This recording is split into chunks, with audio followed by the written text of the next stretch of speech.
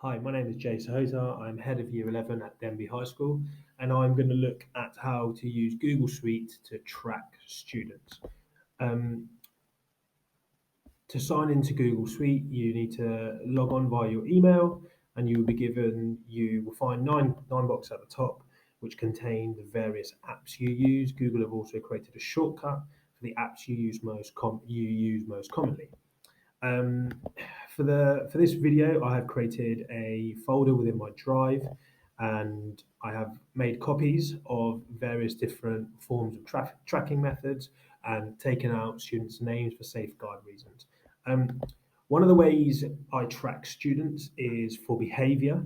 So removing the pupils' names, I have their form, their attendance, if they have any CP issues, if the student is SEND, pupil premium, and the number of negative behaviour points they've accumulated during each month.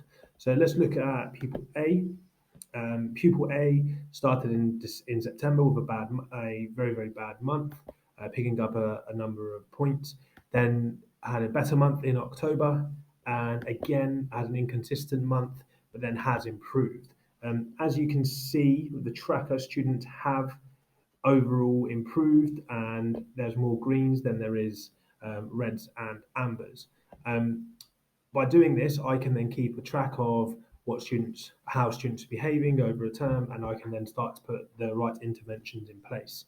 Once I have created this tracker and I have shared it with other heads of year, so as you can see below, this is year 10, so we have year 7, we have year 9, we've got year 11, and various different, so we've got slow progress as well as behaviour.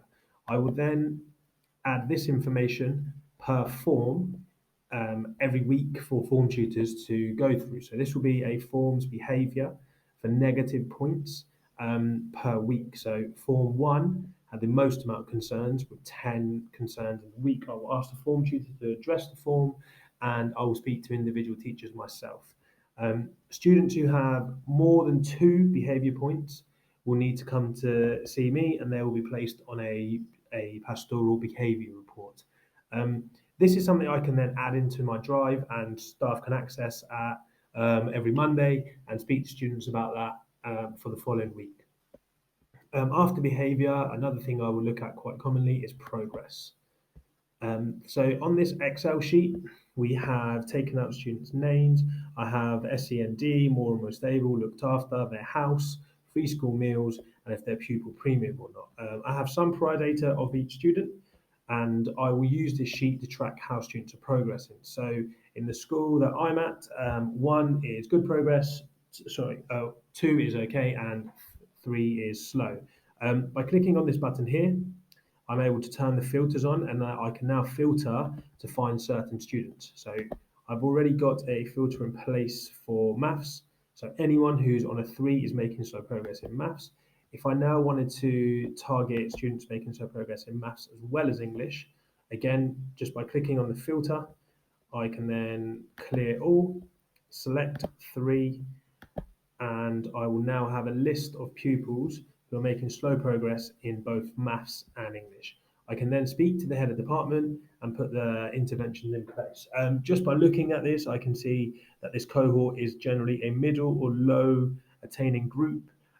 CAT scores aren't too high, and reading ages aren't too high. So this could be potentially we can have a reading club to try and help that. We can have a numeracy club in the morning. We can have after school interventions. And this is something that I will discuss with the form tutors of those students, as well as the heads of departments. Another way of tracking students is the attendance. Attendance is very important. So once I've had my regular meeting with the EWO, I will then formulate a list of students who have poor attendance.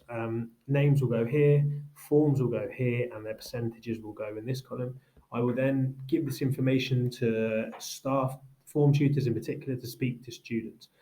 This will be a very soft conversation, and it will be a conversation where the form tutor will ask a student, so student A, for example, you were here on Monday, but you had Tuesday and Wednesday off.